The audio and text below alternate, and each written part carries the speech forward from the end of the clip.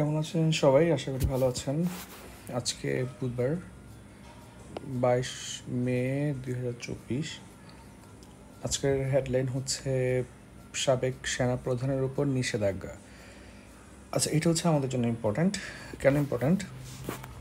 এই নিউজটা আমাদের জন্য ইম্পর্ট্যান্ট না, ইম্পর্ট্যান্ট হচ্ছে যে আপনার এই যে নিষেধাজ্ঞা যেটা দেওয়া হচ্ছে সেটা বাংলাদেশের সাথে ইউএসের সম্পর্কের রূপরেখা কীভাবে চেঞ্জ করবে, কিংবা হচ্ছে বাংলাদেশ কীভাবে নিষেধাজ্ঞার প্রেশার থেকে বের হতে পারবে।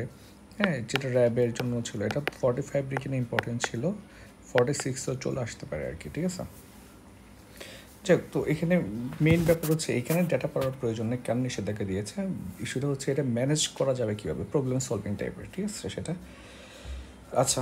তারপর আমরা আগে বাজেটে ঘাটতি মেটাতে আবার ঋণই ভরসা, কিছু করার নেই আসলে, যে সিচুয়েশন ক্রিয়েট হয়ে গেছে এখন, যে ঋণ ছাড়া হচ্ছে ঘাটতি মেটানো যাবে না, এই জন্য ঘাটতি বাজেটের পরিমাণ কমাইতে বলতেছে।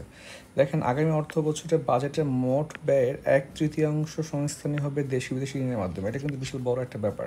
যদি আমরা বলতেছি বর্তমানে 41% জিডিপির 41% আমরা লোনে আছি, এটা কিন্তু 45 হয়ে যাবে এই বছরই। ঠিক আছে, এটা কিন্তু মানে আস্তে আস্তে ক্রিটিক্যাল সিচুয়েশন ক্রস করে ফেলবে আর কি। ঠিক আছে, আর আসছে অর্থ বছর হচ্ছে ঋণের পরিমাণ হতে পারে 2,80,000, প্রায় 3,00,000 কোটি টাকা। একসময় আমাদের টোটাল বাজেটই ছিল এটা আর কি। ঠিক আছে, যাই হোক, এরপর দেখি আমরা চট্টগ্রামে জাতিসংঘ পার্ক 5 কোটি টাকা গচ্চা, নতুন করে 12 কোটিতে সংস্কার। মাঝে মধ্যে মনে হয় টাকা গাছে ধরে আর কি। ঠিক আছে, যাই হোক, হেলিকপ্টারের সংকেত পাঠানোর যন্ত্র বন্ধ ছিল। এটা বেসিক্যালি তুরস্কের একটা ইনফরমেশন, যে উনি কেন মারা গেছেন এটা নিয়ে একটা উচ্চ পর্যায়ে তদন্ত দল গঠনের নির্দেশ দিয়েছেন সশস্ত্র বাহিনীর প্রধান মেজর জেনারেল মোহাম্মদ বাগর। ঠিক আছে, এরই মধ্যে হেলিকপ্টারের ভিডিও সংকেত পাঠানোর ট্রান্সপন্ডার ছিল না কিংবা বন্ধ ছিল বলে তথ্য দিয়েছে তুরস্ক। ঠিক আছে, তাহলে এটা হচ্ছে বিবিসি এবং গার্ডিয়ানের নিউজ। ঠিক আছে, এটা নিয়ে একটু পরে আমরা 4 নম্বর পেজে আর একটু যেটা পড়তে পারবো। আচ্ছা, তো এই হচ্ছে আমাদের প্রথম পেজ। আমরা সেকেন্ড পেজে যাই। যে আপনারা জানেন যে গতকালকে আমরা পড়েছি যে অস্ট্রেলিয়ার পররাষ্ট্রমন্ত্রী বাংলাদেশে আসছে এবং তিনি এসে বলে ঢাকার সাথে অর্থনৈতিক সহযোগিতা জোরদার করতে চাই ক্যানবেরা তো জানেন। এখন মেইন ইস্যুটা হচ্ছে বাংলাদেশও চাচ্ছে অস্ট্রেলিয়ার সাথে আগাইতে, কারণ হচ্ছে যে 2026-এ বাংলাদেশ যখন ঝামেলায় পড়ে যাবে, এলডিসি থেকে বের হয়ে, ঝামেলা বলতে আমি বুঝাচ্ছি বাংলাদেশের সুদ হার বেড়ে যাবে, জিএসপি পাবে না। ঠিক আছে, তখন বাংলাদেশ চাচ্ছে জিএসপি প্লাস নেওয়ার জন্য, কিংবা হচ্ছে বিভিন্ন দেশ থেকে হেল্প নেওয়ার জন্য। আর সেক্ষেত্রে সবচেয়ে বেশি হেল্প করতে পারবে কি অস্ট্রেলিয়া। দুইটা ইস্যুতে, প্রথম ইস্যুতে হচ্ছে অস্ট্রেলিয়া হচ্ছে এখন প্রায় 100 বিলিয়ন ডলার ইনকাম করতে যাচ্ছে আপনার ব্লু ইকোনমি থেকে। ঠিক আছে, আর বাংলাদেশে হচ্ছে আপনার ডেল্টা প্ল্যানটা পুরো ব্লু ইকোনমি বেসড। সেক্ষেত্রে বাংলাদেশ কিন্তু অস্ট্রেলিয়ার সাথে একটা ভালো সম্পর্ক বিল্ড আপ করতে চাচ্ছে আর কি। ঠিক আছে, হাড়ের সূত্র ধরে মাটি খুঁড়ে পাওয়া গেল 3 জনের মরদেহ, খুব ভয়াবহ ব্যাপার। এর মধ্যে হচ্ছে আপনার একজন নারী এবং 2জন শিশু, সম্ভবত মাদার আর কি। ঠিক আছে, এগুলো আসলে খুব রিস্কি সিচুয়েশন হয়ে যাচ্ছে। আচ্ছা, আমরা পরের পেজে যাই, 3 নম্বর পেজে, যে 161 দেশের মধ্যে বাংলাদেশের অবস্থান 128। ঠিক আছে, তাদের মত প্রকাশের স্বাধীনতা সংকটজনক পর্যায়ে বলে জানিয়েছে। আচ্ছা, এইটা আমার খুব ভালো লাগছে। দেখেন, শুশুক ভৈরব নদে শুশুক। ঠিক আছে, তো দেখে ভালো লাগছে, মানে এখন নদী শুশুক আসতেছে, কেমন নদীগুলো হচ্ছে অবশ্যই নিরাপদ রাখা লাগবে। নির্বাচনী কর্মকর্তা দায়িত্ব দেওয়ার আশ্বাসে টাকা আদায়, মানে এটা পরে আমার খুব খারাপ লাগছে, এই জন্য ভাবলাম শেয়ার করি। যেখানে 15 জন শিক্ষকের কাছ থেকে টাকা আদায় করা হয়েছে। উপজেলার কৃষি কর্মকর্তা পরিচয় দিয়ে টাকা নিয়েছেন উপসহকারী কৃষি কর্মকর্তা, 700 টাকা করে নিয়েছেন, ভাবা যায়। ঠিক আছে, মানে আমি বুঝি না টিচারগুলো কেমন, মানে ওনারা হচ্ছে টাকা দিয়ে কাজ না পেয়ে অভিযোগ করছে। 2জনকে পানিশ করা উচিত। ঠিক আছে, একজন টিচারকে আরও ইথিক্যালি স্ট্রং থাকা লাগবে। এরপর হচ্ছে আমাদের 4 নম্বর পেজে দেখি আমরা যে সরকারি সংস্থা থেকে তথ্য চুরি বিক্রির ঘটনা আতঙ্কজনক। এটা আসলে আতঙ্কজনক। কালকে বিভিন্ন জায়গায় নিউজ দেখলাম যে আমাদের এনআইডি নাম্বার সহ বিভিন্ন ডেটা হচ্ছে ফেসবুক গ্রুপে, পেজে, টেলিগ্রামে বিক্রি করতেছে। মানে কোনো কথা, এখানে প্রাইভেসি আছে, এখানে অনেক কিছু ম্যাটার আছে, সিকিউরিটির ব্যাপার আছে, এগুলো নিয়ে সচেতন হওয়া লাগবে। যাই হোক, দেখেন, ওই যে আমরা বললাম যে হেলিকপ্টারের সংকেত পাঠানোর যন্ত্র বন্ধ ছিল, তো তদন্তে সহযোগিতার প্রস্তাব দিয়েছে রাশিয়া। বলেছে যে যে কোনো হেল্প করতে প্রস্তুত আছে তারা, ঠিক আছে। আর উনি যে হেলিকপ্টারে চলছিল সেটার নাম হচ্ছে বেল 212 এটা হচ্ছে হেলিকপ্টারের মডেল আর কি, ঠিক আছে। এটা ইউএসএ হেলিকপ্টার। এখানে আমরা কিছু নয়, পরীক্ষা আসার মতো আমরা পরে পেয়ে যাই। খুব ইম্পর্টেন্ট টপিক হচ্ছে এটা, বৈশ্বিক দক্ষিণের উত্থান ঘটছে, নেতৃত্ব দিবে কে? এখন দেখেন, এটা খুব ইম্পর্টেন্ট একটা টপিক। এটা হচ্ছে বেসিক্যালি ইয়ার কোশ্চেন বিসিএস এর। আপনার কনসেপচুয়াল, আপনারা জানেন ইন্টারন্যাশনাল 2-3টা পার্ট থেকে, তার মধ্যে কনসেপচুয়াল পার্টটা হচ্ছে বৈশ্বিক। এখানে এটা ইয়ার কোশ্চেন আসছে। এখানে দক্ষিণ বলতে কী বোঝাচ্ছে আমি একটু জিস্ট সামারি আকারে বলি আর কি, ঠিক আছে।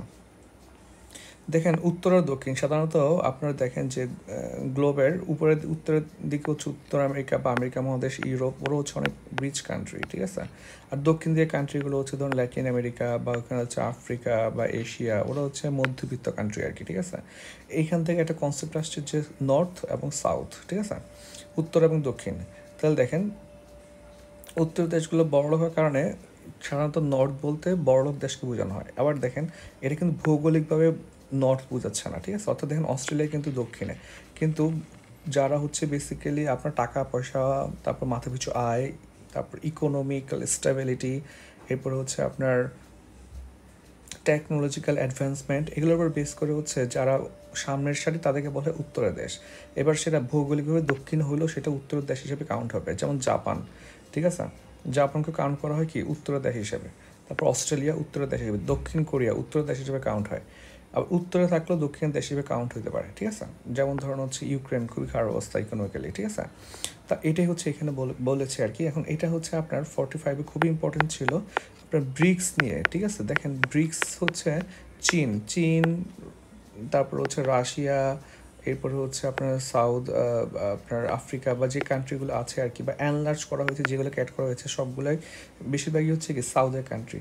তো চীন চাচ্ছে গ্লোবাল সাউথের লিডার হওয়ার জন্য, কিন্তু ঝামেলাটা করে ফেলে হচ্ছে আপনার G20-তে, ঠিক আছে। এই দেখেন একই সঙ্গে ভারতও দিল্লিতে অনুষ্ঠিত বিগত G20 সম্মেলনের সময় গ্লোবাল সাউথের নেতৃত্বের ইচ্ছা প্রকাশ করে। আবার চীনও ইচ্ছা প্রকাশ করতেছে। এখন চীনের সাথে একটা প্রতিযোগিতা সৃষ্টি হয়ে গেছে, কার? ইন্ডিয়ার।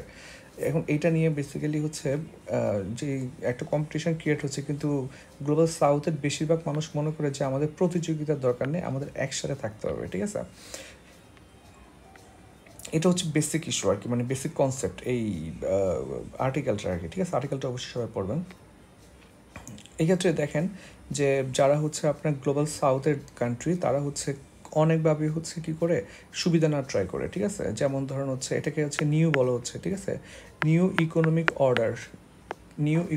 অর্ডার, NEU, ঠিক আছে। অর্থাৎ গ্লোবাল সাউথের দেশগুলো যাতে হচ্ছে নর্থের দেশগুলো থেকে বিনোদনের সুবিধা পায় বা ট্রেড পলিসিতে সুবিধা পায় আর কি, ঠিক আছে।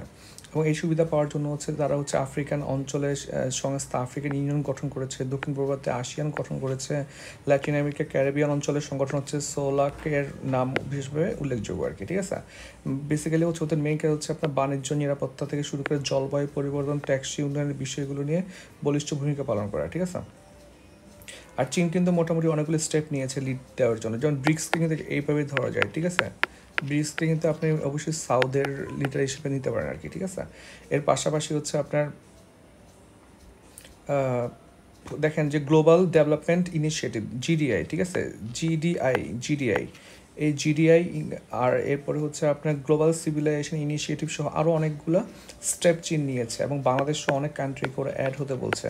এর পাশাপাশি আছে হচ্ছে আপনার belt and road initiative BRI project. এগুলা বেশিরভাগ কান্ট্রি আপনার গ্লোবাল সাউথের। হ্যাঁ, তো মোটামুটি বোঝা যাচ্ছে যে চীন হচ্ছে এটা ছাড়বে না। এবং চীন যেহেতু হচ্ছে এখন ওয়ার্ল্ডের সবচেয়ে গ্রোয়িং কান্ট্রি ইকোনমিক্যালি এবং নেক্সট সুপার পাওয়ার, চীনের সাথে ইন্ডিয়ার মোটামুটি একটা ভালোই ফাইট হবে। এই হচ্ছে এটার ইস্যু। নেতৃত্ব কে দিবে, আই গেস এটাই হচ্ছে 46-এর একটা ভালো কনসেপ্ট। এটা নিয়ে হচ্ছে 46-এর জন্য আশা করি একটা ইন্টারন্যাশনাল ভিডিও বানাবো আর কি।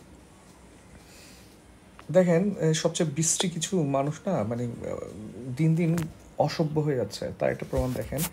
1 মিনিটে ভাঙলেন 110টা পেন্সিল, মানে এটা কোনো খেলা? এটা কোনো কম্পিটিশান? একটা পেন্সিল বানাইতে কত কার্বন ডাইঅক্সাইড প্রডিউস হয় বলেন তো, কত গাছ কাটা যায়? এইটা ভাইঙ্গা কিসের আপনি খেলতেছেন? এবং এটা হচ্ছে আপনার গ্রিনিস বুকে নাম লিখাচ্ছে, এটা প্রথম আলো নিউজ করতেছে। স্টুপিডিটির একটা লেভেল আছে মানুষের। এই যে মানুষগুলো হচ্ছে কি যে মানে পাগল হইতে হইতে এমন একটা অবস্থা হয়ে গেছে যে ওরা বুঝতেছেন ওরা পাগল হয়ে গেছে।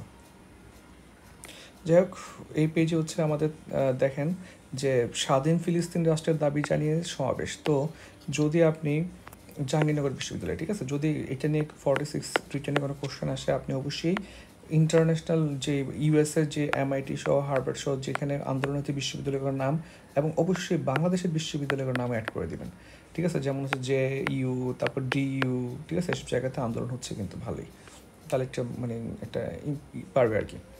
দেখেন বেতন বাকি রেখে কারখানার মধ্যে নোটিশ বিক্ষোভ, এই ধরনের বদমাইশিগুলো অফ করা লাগবে আর কি। যে আপনার যারা হচ্ছে ওয়ার্কার, ওদের ভাই ইনকাম হচ্ছে 8,000 থেকে 10,000 টাকা বা 15,000 টাকা মান্থলি, তার উপর বেতন আটকে রাখে। 15,000 টাকা কী হয় এখন এই যে দুর্মূল্যের বাজারে। যাই হোক, পরের পেজে দেখি আমরা। এখানে আসলে পরীক্ষায় আসার মতো তেমন কিছু নেই, আমরা আগাচ্ছি। আজকে হচ্ছে নেক্সট ডে হচ্ছে মতামত। এখানে আসলে পরীক্ষা আসার মতো তেমন কিছু নাই, তাও হচ্ছে রাইসের মৃত্যু মোটেই ভালো লক্ষণ নয়। এইটা হচ্ছে একটা ইন্টারেস্টিং ফ্যাক্ট। দেখেন এটা হচ্ছে আপনার নিউ ইয়র্ক টাইমস থেকে নেওয়া, বুঝতে পারতেছেন এটা হচ্ছে পশ্চিমা ফোকাসড। এখানে পরীক্ষা আসার মধ্যে কিছু, তাও একদিন দেখাতে যাচ্ছি।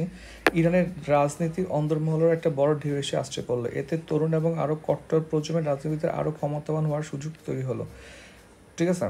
এখানে দুইটা জিনিসে ফোকাস করছে, একটা হচ্ছে ইয়ত ক্ষমতায় আসবে, এটা হচ্ছে অ্যাপ্রিসিয়েটেবল বলতেছে, আবার এটা কট্টরও আসবে, ফান্ডামেন্টালও আসবে। দেখেন কিন্তু এখানে বাইডেনের বয়স হচ্ছে প্রায় 90 হয়ে যাচ্ছে, ঠিক না?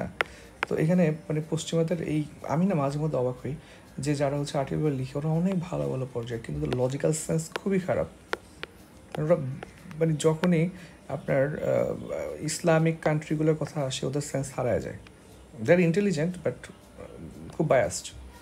এরপর দেখেন এটা এই পেজে তেমন কিছু নাই, পরের পৃষ্ঠাগুলো দেখি আমরা। এটা হচ্ছে আপনার অর্থ বাণিজ্য, ডলারের দাম বেড়ে যাওয়ার প্রভাব মাথা পিছু আয়ে, ঠিক আছে। আপনারা জানেন যে ডলারের দাম বাড়তেছে, সেক্ষেত্রে হচ্ছে ডলারে বাংলাদেশের আয় কমছে, ঠিক আছে, কিন্তু টাকার হিসাবে আবার আয়টা বেড়ে গেছে, ঠিক আছে। এগুলো কিন্তু চূড়ান্ত হিসাব না, তো আপনারা একটু ওয়েট করেন, এগুলো মুখস্থ রাখার দরকার নেই, চূড়ান্ত হিসাব আসলে মুখস্থ করবেন। ওকে, আর তেমন কিছু না এখানে। পরের পৃষ্ঠে চাই ইন্টারন্যাশনাল। ওকে, গ্রেপ্তারি পরোয়ানার আবেদনে ক্ষুব্ধ ইসরায়েল এবং যুক্তরাষ্ট্র, ঠিক আছে। অর্থাৎ ইসরায়েলের প্রেসিডেন্ট, ইসরায়েলের নেতানিয়াহু এবং হচ্ছে আপনার হামাসের নেতাদের উপর যে নিষেধাজ্ঞা, গ্রেপ্তারি পরোয়ানার জন্য আবেদন জানিয়েছে, এটা নিয়ে হচ্ছে ইসরায়েল এবং যুক্তরাষ্ট্র খুবই রুড ওয়ার্ড ইউজ করছে এবং ICCর বিরুদ্ধে ওরা খুব মানে ব্যবস্থা নেওয়ার একটা দাবি জানাইছে আর কি, ঠিক আছে। যাই হোক, এখানে একটা মজার ফ্যাক্ট আমার লাগছে এটা, যে তিনি যাকে হত্যাকারী হিসেবে চিহ্নিত করেছেন তার সঙ্গে গণতান্ত্রিক ইসরায়েলের তুলনা করা হচ্ছে, নেতানিয়াহু বলেছে এটা, ঠিক আছে। অর্থাৎ উনি বলতে চাচ্ছে ইসরায়েল হচ্ছে গণতান্ত্রিক এবং হামাস হচ্ছে হত্যাকারী, অথচ এই নেতানিয়াহু প্রায় 36,000 মানুষকে মেরে ফেলছে। মানে আবার গণতান্ত্রিক ইসরায়েল মানে কি, এটা বললাম না। মানে আপনি গণতন্ত্র করলে কি আপনাকে মামলা করা যাবে না? মানে স্টুপিডিটির একটা লেভেল আছে। আর তেমন কিছু না। দেখেন আরও কট্টরপন্থী ইরানের ক্ষমতায় নিয়ন্ত্রণ নেবেন, এখানে তেমন কিছু নাই পরীক্ষা আসার মতো। এরপর আমরা দেখি এই পেজে পরীক্ষা আসার মতো কিছু নাই, তারপরে এই পেজে পরীক্ষা আসার মতো কিছু নাই। নেক্সট হচ্ছে আমাদের সম্ভবত বিনোদনও তেমন কিছু নাই। খেলাধুলো তো কালকে হেরে গেছে ইউএসের কাছে, গাধা এগুলো বাংলাদেশ। ওকে, আজকে হচ্ছে বৌদ্ধ পূর্ণিমা, শেষ পৃষ্ঠা, এবং হচ্ছে রক্ষিত বনে গাছ কাটা রেহাই পায়নি। দেশে রক্ষিত বন আছে 53টা, এটা একটা ইনফরমেশন, এটা পড়া লাগবে, ঠিক আছে। আর এটা পরে খুবই ফ্রাস্ট্রেশনে চলে যাবেন, বাট একটু পড়ে নিন, তেমন কিছু নাই জানার জন্য আর কি। চট্টগ্রামে চুন্তি বন্য প্রাণী অভয়ারণ্যের কাছে পাহাড় কেটে তোলা হচ্ছে বালু, এটা দেখার কি নয়, দেখেন কি বাজে অবস্থা করে ফেলছে। এর পাশাপাশি হচ্ছে আপনার এইটা দেখে আমার খুবই খারাপ লাগছে, আজকে হচ্ছে ওনার লাশ পাওয়া গেছে কলকাতা থেকে, রিসেন্টলি পাওয়া গেছে, সকালে দেখলাম আর কি, নিউজটা হয়তো গতকালকে করাতে এটা আসে নাই, যে উনি হচ্ছে কলকাতার গিয়ে ট্রিটমেন্টের জন্য গিয়ে হচ্ছে পশ্চিমবঙ্গ গিয়ে 1 সপ্তাহের বেশি আমাদের নিখোঁজ আছেন। এটা খুবই ভয়াবহ একটা অবস্থা আর কি, মানে আমাদের এমপির যদি অবস্থা হয় আমাদের কী অবস্থা হবে। যাই হোক, এটা আসলে পরীক্ষা আসার মতো না, কিন্তু ব্যাপারটা কিন্তু খুব সিরিয়াস, ঠিক আছে। সবার নিরাপত্তা নিয়ে সচেতন থাকবেন আর কি। যাই হোক, সবাইকে অসংখ্য ধন্যবাদ। এই হচ্ছে আজকের প্রথম আলো। আজকে সবচেয়ে ইম্পর্টেন্ট নিউজ হচ্ছে এটা, বৈশ্বিক দক্ষিণের উত্থান, এটা ভালো করে পড়ে নেবেন আর কি, ঠিক আছে, বা বললে স্ক্রিনশট আমি পাঠিয়ে দেবো। ধন্যবাদ।